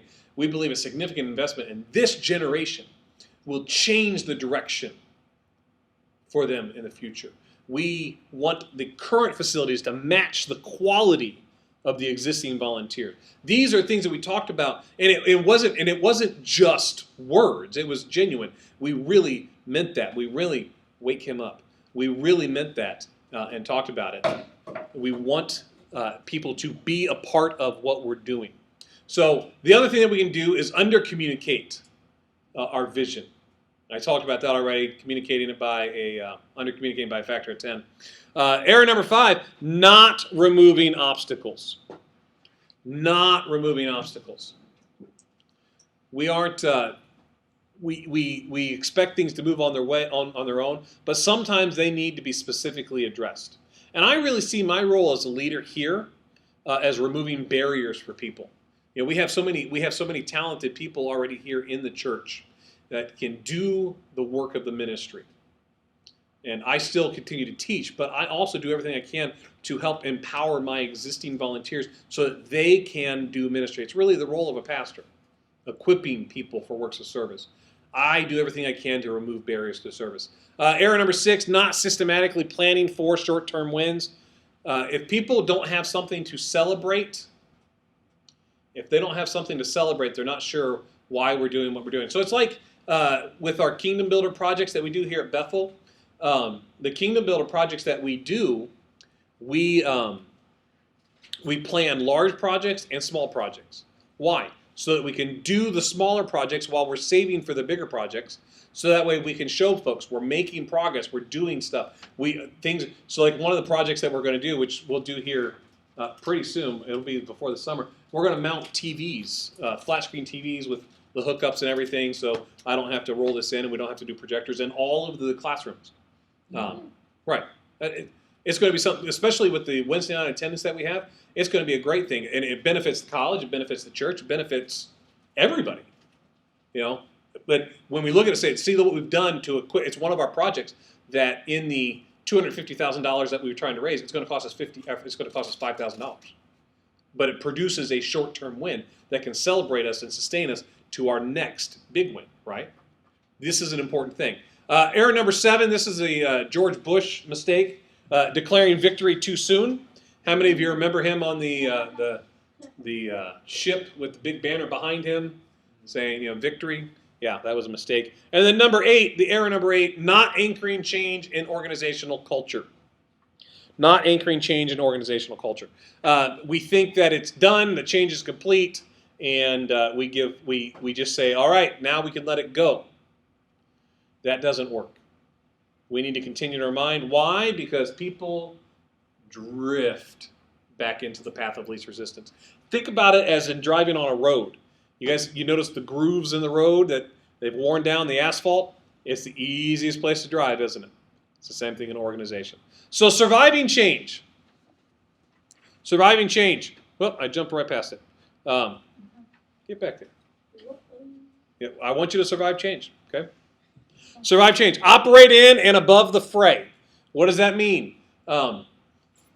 Be a part of the conversation, but don't let it become that personal aspect for you. Court the uncommitted. Be willing to have conversations with people that aren't supportive. Oh. Be willing to have those conversations to say, hey, I understand you're having challenges. What is that? Cook the conflict. Cook the conflict. Sometimes it's okay to let some things simmer. Surely it goes back to what we were talking about just a little while ago. Not every fight is a fight that needs to be fought. If you can build a coalition of people that agree with you, there'll be some of those fights will burn themselves out without ever having to address them completely. Some, and again, this is where you pick and choose your battles, though. Some you need to. Place the work where it belongs. Place the work where it belongs. We empower others to act, right? We have a powerful guiding coalition. So why do we develop a powerful guiding coalition and empower others to act? So that they can help implement the change. So as the leader, one of the worst things that you can do in change is take all the responsibility. So it's my job. It is part of your job, but part of your job is to help others implement it. Manage yourself. I think that goes back to understanding your emotional status and those feelings. Then anchor yourself. Hold firm in the change that you want to implement. Surviving change is an appropriate title because change done poorly can be painful. Change done well can be painful. Not all pain in change is because it was done poorly. There are some times that change is going to be necessary and the organization is going to resist it.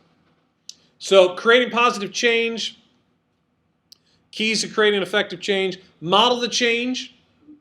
So if you want the church to behave differently, if you want your organization to behave differently, then you must also lead. People do not follow leaders that say, do as I say, not as I do.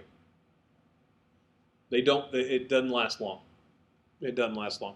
If a pastor gets up there and preaches about the importance of outreach, but never participates, the church isn't going to participate. If a pastor gets up there and says, we are going to be a church of small groups, and doesn't have a small group that they lead or participate in, they're not going to be a church of small groups.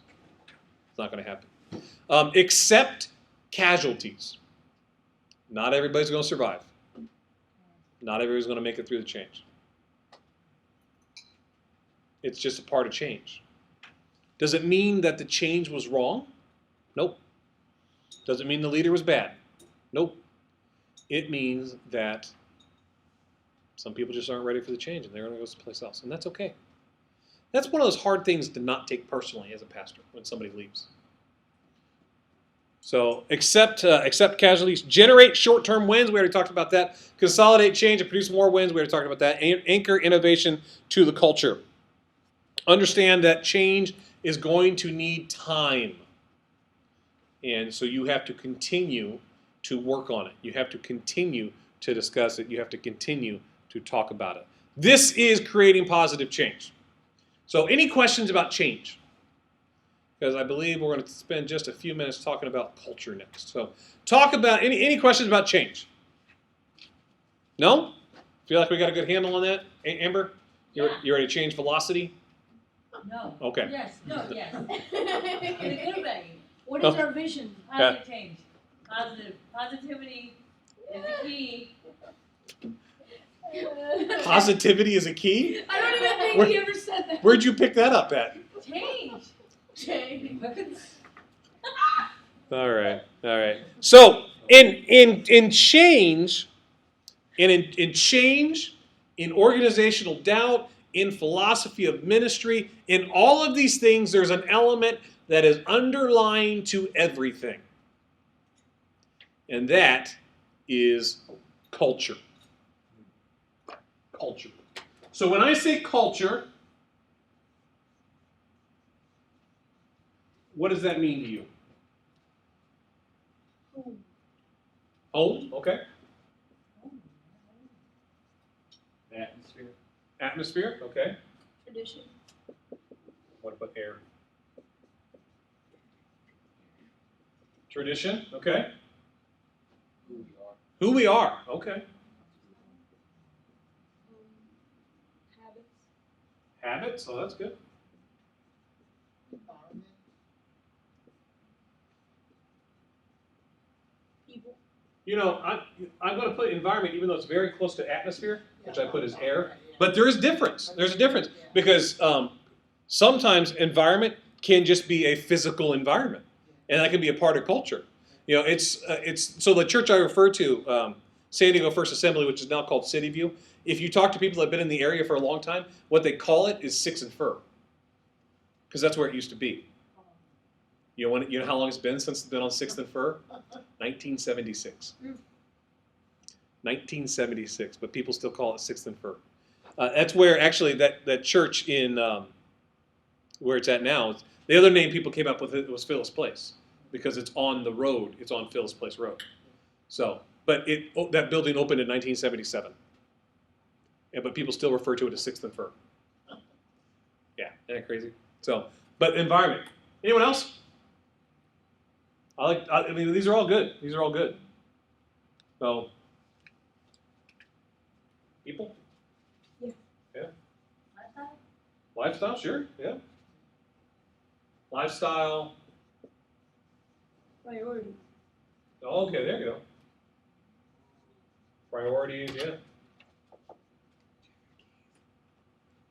Do have Oh. Yeah. Well, hopefully they are. Okay, I'll be here. Thanks. Pay no attention to the man behind it. All right. So. Who is that? Who is that? So, all right, so defining culture. I think these are all good things that we talk about culture. The way an organization behaves towards one another and those it attempts to serve. That's a good definition of culture. Culture is the underlying factor within any organization. It is there at every turn. And each organization has a culture. And realizing this is important for us. And so we have to understand this concept in culture. Is that the culture, the choice we have in culture, it is either by design or it is by default. It's like teaching a 3rd grade Sunday school class. If you don't have a plan, they will. Mm-hmm. If you don't have a culture that you're trying to create, what will happen is that a culture will develop. And so if we don't communicate sufficiently, remember the conversation we've had about vision, the conversation we've had about change, the philosophy of ministry. What are all of these things talking about? They're talking about the organizational culture, aren't they? They're talking about how we're going to behave, how we're going to do things, how things are going to happen as a church organization. These are all things that we're discussing as we talk about vision, philosophy of ministry, change. These are all important elements of what we do as a organization. So, as a leader, we have to be aware of this, and we have to recognize that as the senior leader or the departmental leader, you are the CCA. Which, when I was on staff at the church in Carlsbad, that meant Carlsbad Christian Assembly. But here, it means the chief. Yeah, there you go. Chief cultural architect. As the leader, the culture that you want must be reflected in how you do things. It must be reflected in who you are. You are the chief cultural architect, which means you must be willing to address, confront, implement, and change those things that are contrary to the culture that you are trying to create. Thank you. Yeah, I can see you. So that right there, that little thing.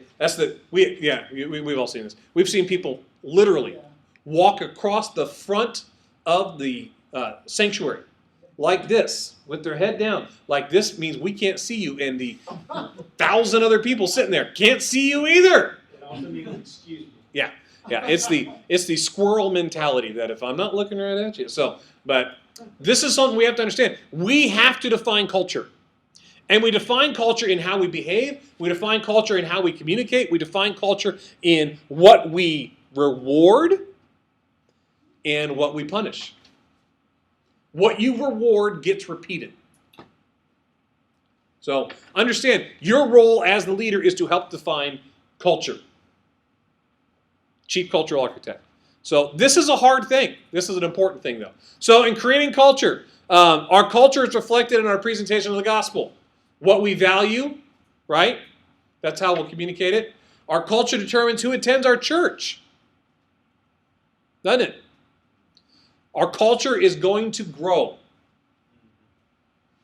And it could grow like a well-tended garden, or it could grow like a bunch of wildflowers, or like kudzu in the South, which is just everywhere at once. Designed culture is always evolving. What's that mean? Now remember, we talk about philosophy of ministry. Those are things, worldviews. Those are things that don't change often. Design culture is always evolving. That means it's growing and changing as the organization grows and changes. An organization that's 100 people has a culture. But as that same organization grows to 2, 3, 4, 500, that culture is going to evolve with it because priorities are going to change with it, right? Crisis is often a culture-creating event. Why? Because in crisis, we find out what's really important to us, and we create a shared experience. So the closest I was ever to a pastoral staff, and I'm friends with all the staffs I've been on, but the first church I was on staff at, I went on staff a week after a church split. So we went from 350 to 75 in a week. And so the 2.5 years I was on staff there, we were just fighting to stay alive. We were incredibly close. Why? Because we spent 2 years in crisis trying to get that church shored up and to live. And so I still have relationships with those guys. They're up in Minnesota. When I went up for my last class, we all got together. I hadn't seen those guys in like 8 years. But it's still like we were still back on staff at that same church, which would have been in 96, 97 when I was on staff at that church. So, oh, shut up. So, yeah. So, how do we create culture? How do we create culture? We'll finish this up and then we'll send you guys on home. Especially Taylor. Taylor needs to go to bed because she's apparently too young. So. Yeah.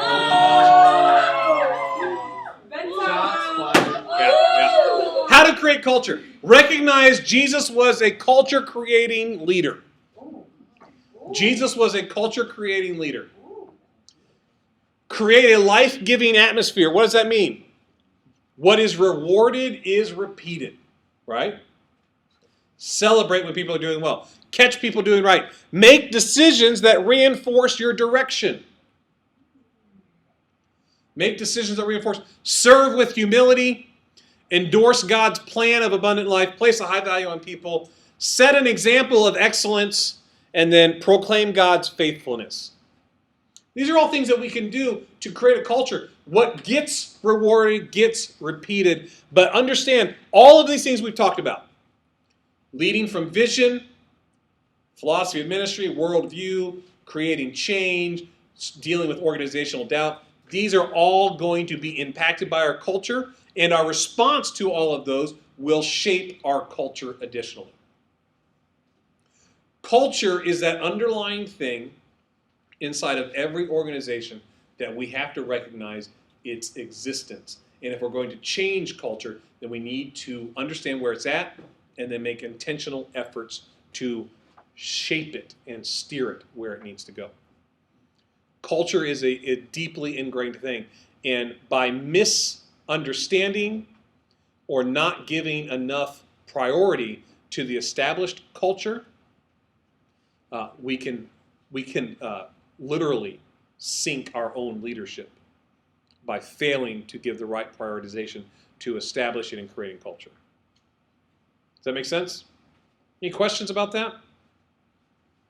Okay. All right. Any questions just before we close out here about your paper? Which one? Well, you got two. You've got, well, I guess the ones due the 13th. The reading report's due on the 13th. And that's a 2-page. Yeah, 2-page. I think you guys all did fine. It's a 2-page reading report on Kuzny and Posner's Leadership Challenge. And then your research paper's due on the 20th. That's a 12-page, right? Okay. Yeah, 12-page. No, I believe that's what the syllabus says, yeah. Or you can 5 minutes. Oh, I said- I could. You could lessen it. I already lessoned one for you, so and dropped out an interview presentation. So Yeah. I think we're good. Consistency is the key. I know.